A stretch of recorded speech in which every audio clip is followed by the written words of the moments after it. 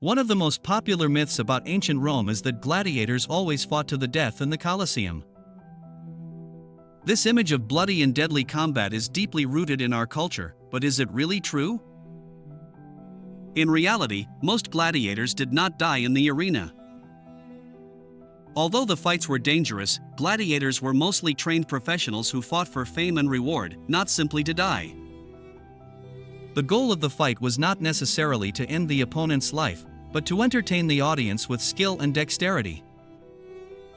Emperors and fight organizers wanted gladiators to be in good condition to continue fighting in future competitions. Losing a good gladiator was costly, both financially and in terms of spectacle. Furthermore, fighting was highly ritualized, and although death occurred occasionally, it was not the rule.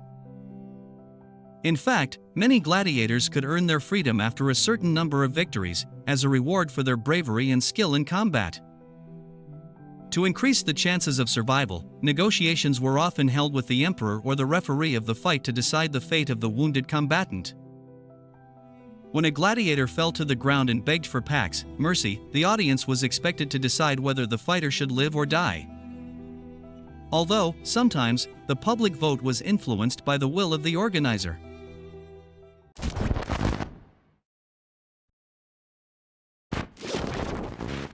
Myth about ancient Rome is the idea that Rome was full of public baths and that most Romans spent their time there, enjoying luxuries and relaxing baths.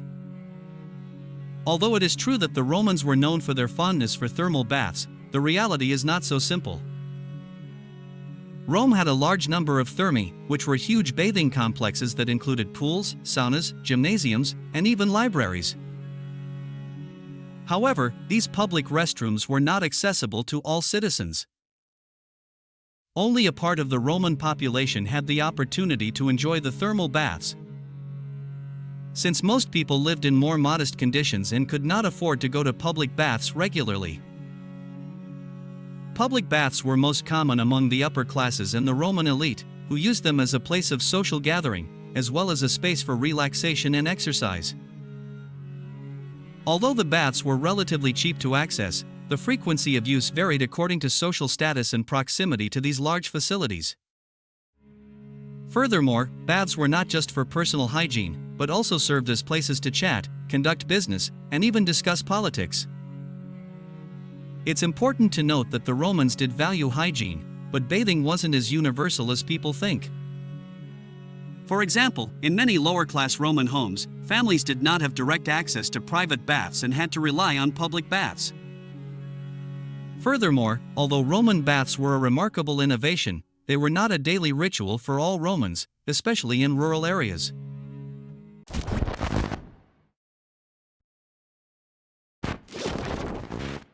One of the most persistent myths about ancient Rome is that the Romans invented modern concrete, the building material we use today to build skyscrapers and other large structures. While the Romans were pioneers in the use of cement and in developing impressive construction techniques, they were not exactly the inventors of concrete as we know it today. What the Romans actually invented was a primitive form of concrete known as opus cementitium, which consisted of a mixture of lime, water and aggregates such as stones or ceramic fragments. This material allowed them to create monumentally durable structures, such as the Pantheon and the Colosseum, which still stand today, but it was not identical to modern concrete. The great breakthrough of the Romans was their ability to create a mixture that could harden underwater, which allowed them to build ports, docks, and other marine infrastructure. This type of Roman concrete was much more resistant than that which existed in other civilizations, which allowed them to create imposing structures with surprising durability. However, the modern concrete we know today, composed of Portland cement and additives such as silica and calcium aluminate, it was not developed until much later, in the 19th century. The real key difference between Roman and modern concrete lies in the chemistry of the materials. The Romans, for example, used volcanic ash, known as pozzolan, which gave them great durability. But today's concrete relies on more complex and specific components that were not available in ancient Rome.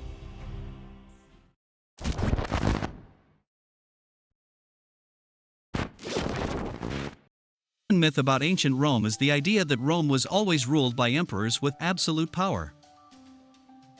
In fact, this view oversimplifies Rome's complex political system, which underwent various forms of government throughout its history.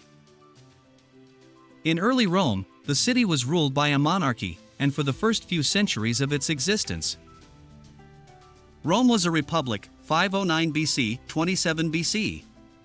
During the Roman Republic, power was not concentrated in the hands of a single individual. Instead of an emperor, Rome was ruled by two annually elected consuls, who shared executive power and were responsible for military and political decisions. Furthermore, the Senate, composed of patricians and other prominent leaders, played a crucial role in decision-making. The figure of the emperor as absolute ruler only appeared at the end of the Republic. With the accession of Octavian Augustus in 27 BC, when Rome became an empire. But even in this period, not all power was concentrated in the emperor. During the imperial era, the emperor was considered the prince, primus inter pares, which means first among equals, and his power was limited in part by the traditional institutions of the Republic, such as the Senate and the laws. The emperor still had to navigate a system of shared powers and political alliances. Furthermore, not all Roman emperors ruled in the same way. Some emperors, such as Tiberius and Nerva, ruled more collaboratively with the Senate, while others, such as Nero and Caligula, assumed absolute power, leaving aside the traditional institutions of the Republic. The image of the emperor as a tyrant is largely a product of the most controversial figures in Roman history. In short, Rome was not always ruled only by emperors. Throughout its history, it has undergone various systems of government that have involved collegiality in power and strong participation by the Senate. The transition from the Republic to an empire ruled by a single emperor was a gradual and complex process, not an overnight change.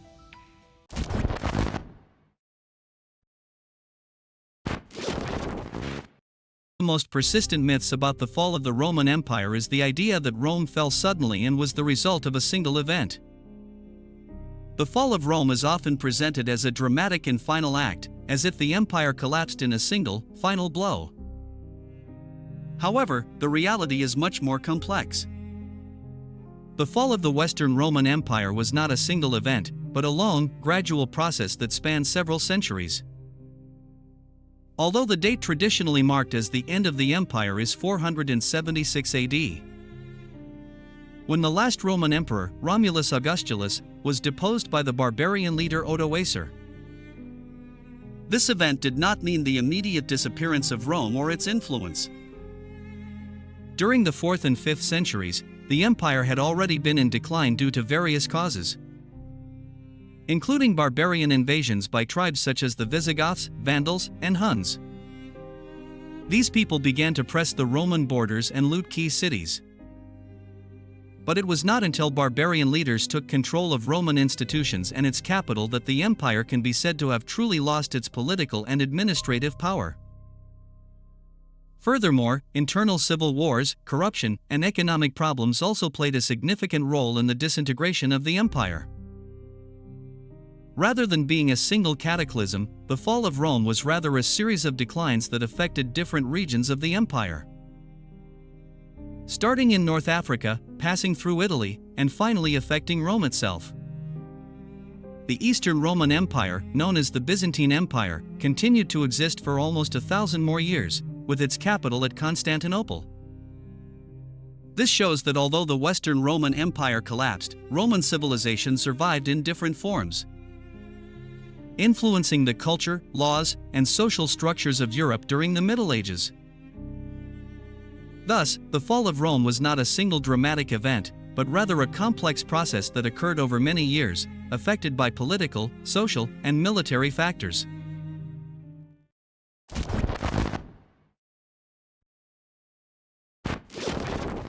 The myth about ancient Rome is that the city of Rome and its inhabitants were extraordinarily clean and maintained impeccable order in the streets. We are often presented with the image of an organized Rome with well-paved streets, immaculate public spaces, and an advanced sanitation system. Although the Romans made certain advances in engineering and urban planning, the reality of hygiene in Rome was quite different. First, despite the great aqueducts and public bathing systems, the city of Rome was dirty and messy compared to modern cities. The city streets were littered with garbage and animal waste, and were used by ox-drawn carts, which left a constant trail of excrement on the pavement. The Romans used sewers and cesspools for waste disposal, but they did not have a sanitation system as advanced as the one we have today. Furthermore, lower-class homes lacked access to proper toilets or sanitary facilities, and many people used shared latrines. As for the garbage collection system, there was no organized public cleaning service like the one we find in modern cities. The streets were often littered with food scraps, debris, and waste, and Romans, especially those of the lower classes, simply threw their waste into the Tiber River or outside their homes. Although Roman elites could enjoy the convenience of public baths and running water systems in their homes, public cleanliness was not a priority throughout the city. Contagious diseases, such as malaria and typhoid fever, spread rapidly due to the lack of proper hygiene and unsanitary conditions in many neighborhoods of the city. Thus, although the Romans made important advances in engineering and architecture, their city was not the model of cleanliness and order often presented to us in popular accounts.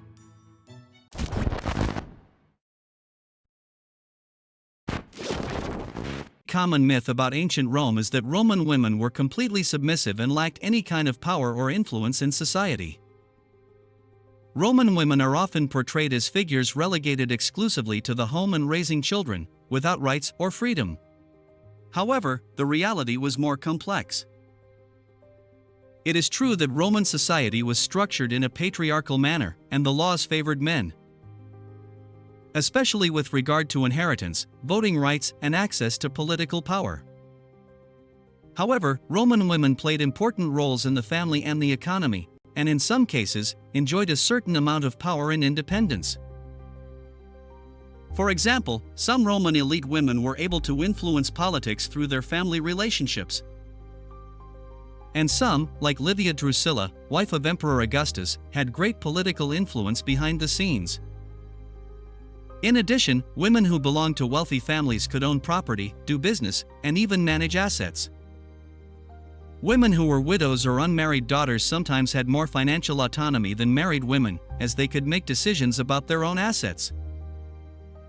There were also temples and priesthoods exclusively for women, such as the Vestals, who were not only responsible for maintaining the sacred fire in Rome, but also enjoyed great respect and religious power. Furthermore, some women managed to distinguish themselves as poets, philosophers, and writers, which shows that in certain social circles women were not completely excluded from public life. Of course, most women in Rome lived under a patriarchal structure, but they were not voiceless and powerless figures. Their participation in public and private life varied depending on their social status, their family, and their fortune.